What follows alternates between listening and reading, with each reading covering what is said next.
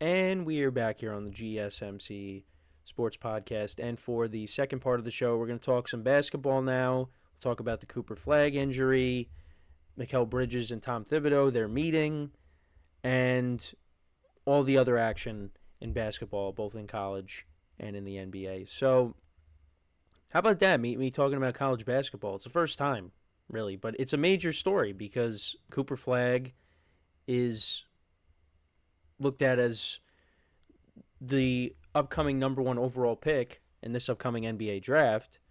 And, Duke is one of the best teams in college basketball. This is one of the best Duke teams in a couple of years now. I mean, Duke has obviously, been a staple in the tournament, but, they haven't really gone on a deep tournament run in a while. And yeah, right now, when you look at the rankings, actually, at least looking at the AP rankings, they're number one. You got them at one. Then you got Houston, who's always good. Auburn is at number three. Florida, and then Alabama. Right now, that's the top five. And then you got St. John's at six, and that's my neck of the woods, St. John's. Now I didn't go to St. John's, but it'd be cool to see St. John's go on a run. But yeah, right now Duke is at number one, and looking at the ACC conference tournament at the moment. So Duke did end up winning their game yesterday. That was the important thing. They were losing when Cooper Flagg got taken out. They were losing. I think it was 26-17. So he went up for a rebound and he landed awkwardly, and you feared the worst.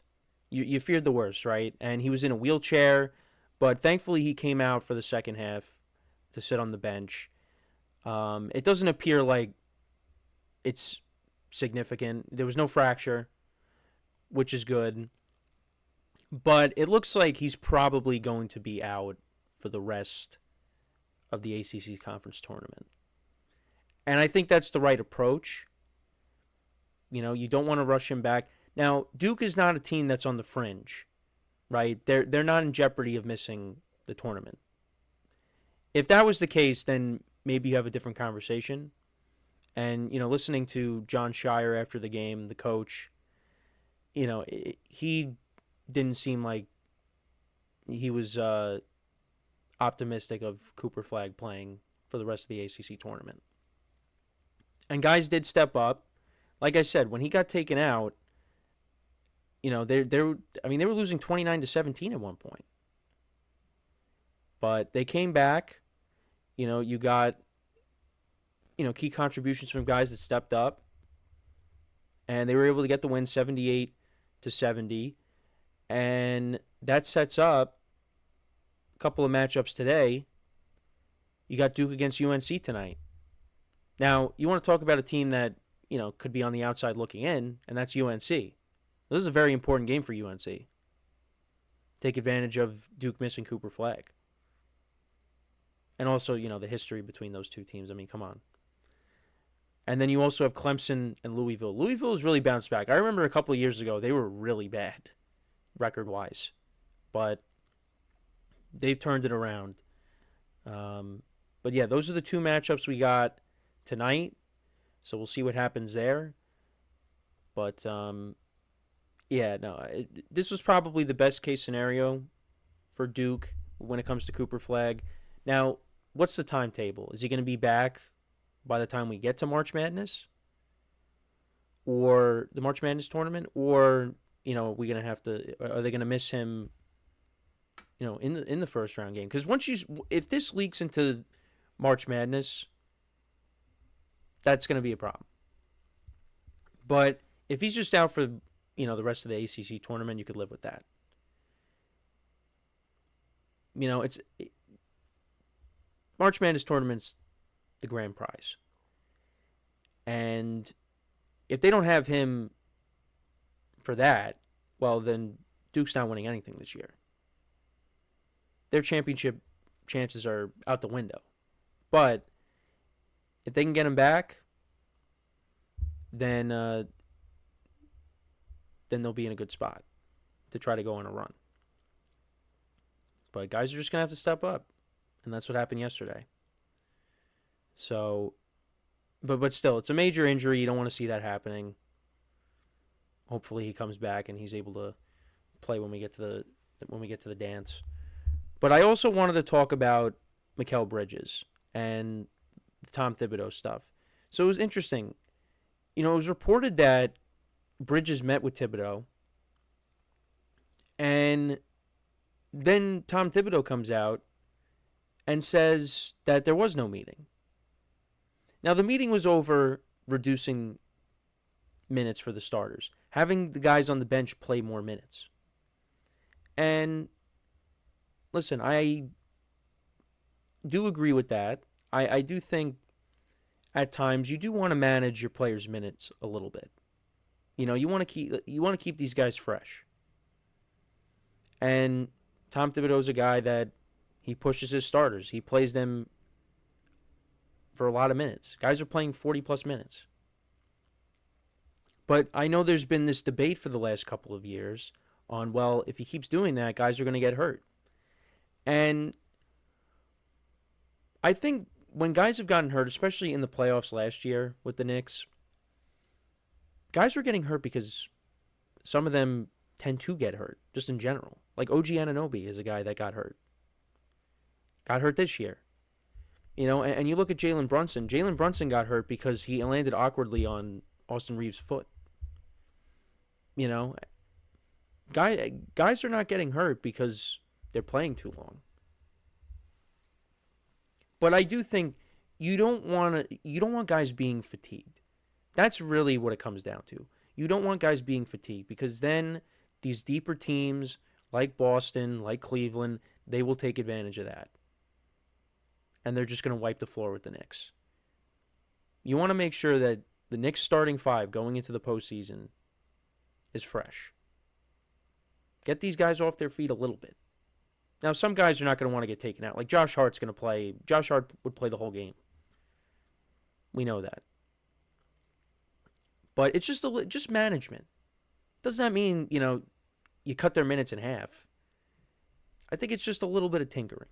But I thought it was interesting that Thibodeau said that the meeting didn't happen.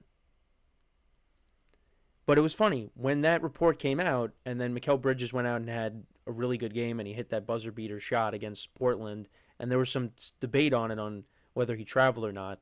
And when you do watch it, yeah, it kind of does look like he traveled. Took like 3 steps, and then he took the shot. But,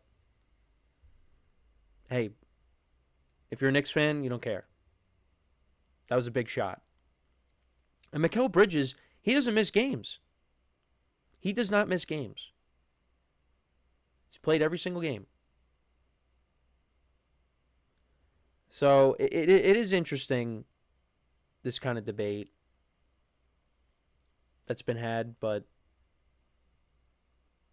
look, I think we're going to still see the Knicks playing, big minutes, their starters.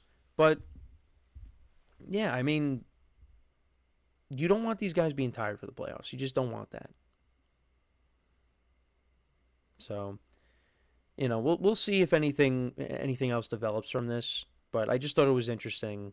I know I brought it up briefly yesterday, but I just wanted to dive into it a little bit more. So, we'll see what comes about it. But to talk about some of the other NBA action, so Steph Curry actually got to I think it was 4,000 3-pointers last night. As the Warriors just continue to win, they don't lose with Jimmy Butler. They still only have 1 loss with Jimmy Butler. They're now 38-28. Yeah, so Steph Curry reaches 4,000 career 3-pointers. And now the Warriors, they have won, I think they've won 6 in a row now. Yeah, so they're 9-1 in their last 10 games. They've won 6 in a row. Curry last night, he actually only finished with 11 points.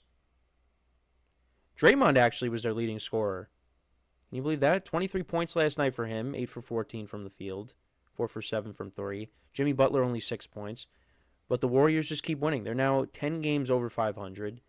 And you look at the Western Conference standings right now, and they are currently the 6th seed. They're 3 games back of the Lakers and the Rockets, and then they're 4 games back of the Grizzlies and the Nuggets. So if there's still a little bit of time left where, if these teams slip up, Warriors could pass them in the standings. It could definitely happen. But they also have the Timberwolves right behind them, who are a half game behind them. They're the 7th seed right now currently. And like I said, conference tournaments are still going on. There's a ton of games going on. I don't even know where to even start. But yeah, Duke won yesterday. Oregon, who's 24-8, they knocked off Indiana. St. John's got the win against Butler. They're looking to win the Big East this season.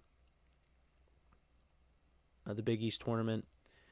But yeah, looking at some of the games for today, you got Oregon and Michigan State, Big Ten matchup. Number 1 seed Michigan State against the number 8 Oregon Ducks. That's at 12 p.m. Eastern Time. Auburn and Ole Miss. That's on at 1 p.m. Eastern Time. That's SEC. Then you got Texas and Tennessee, another SEC game. Texas is one of those teams that's on the outside looking in. They'd have to win the tournament to get in, most likely. Marquette and St. John's.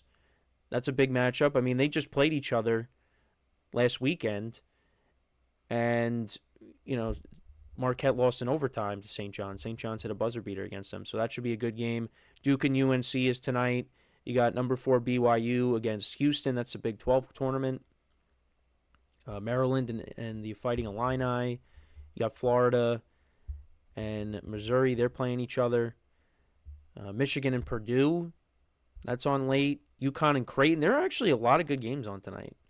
Alabama and Kentucky. But the one game that I'm really focused on, all right, you guys ready for this, is the MAC, the Double A. And that is the Quinnipiac Bobcats taking on Iona. Now, that is the school that I went to.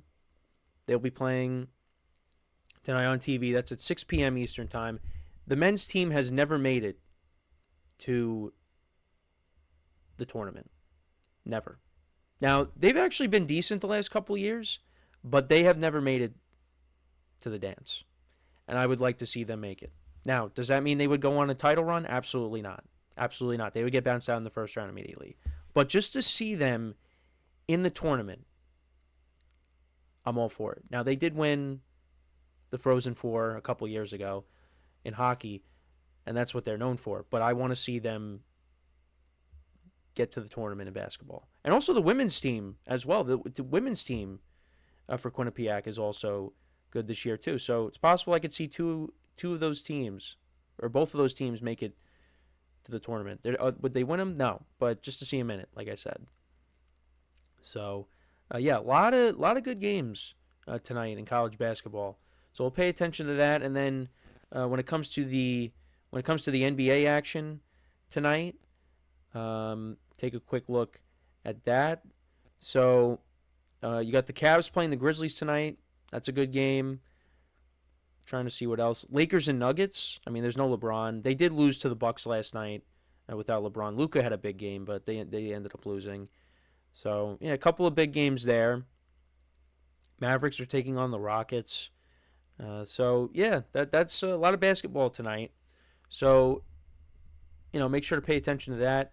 Let me know what you guys think, though, about what we just discussed in the comments. Before we go to break, though, just want to remind you guys, once again, to tip or donate and get your comments recognized. Make sure to hit that super chat button in the chat if you want to see me acknowledge any thought or comment you may have throughout the live broadcast. Makes the show more lively, more entertaining between myself, the host, and you guys, the viewers. We appreciate you guys' viewership each and every day, so any contribution you can make to the show means the world to us as we put out content for you guys each and every day. And also, the other way to help out the show is by going to the link at the bottom of the show segment on the ticker, GSMCPodcast.net.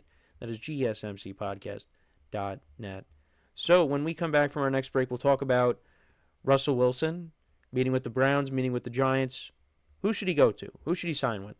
So we'll get into that when we come back from our next break. So with that being said, stick around, and we'll be right back here on the GSMC Sports Podcast.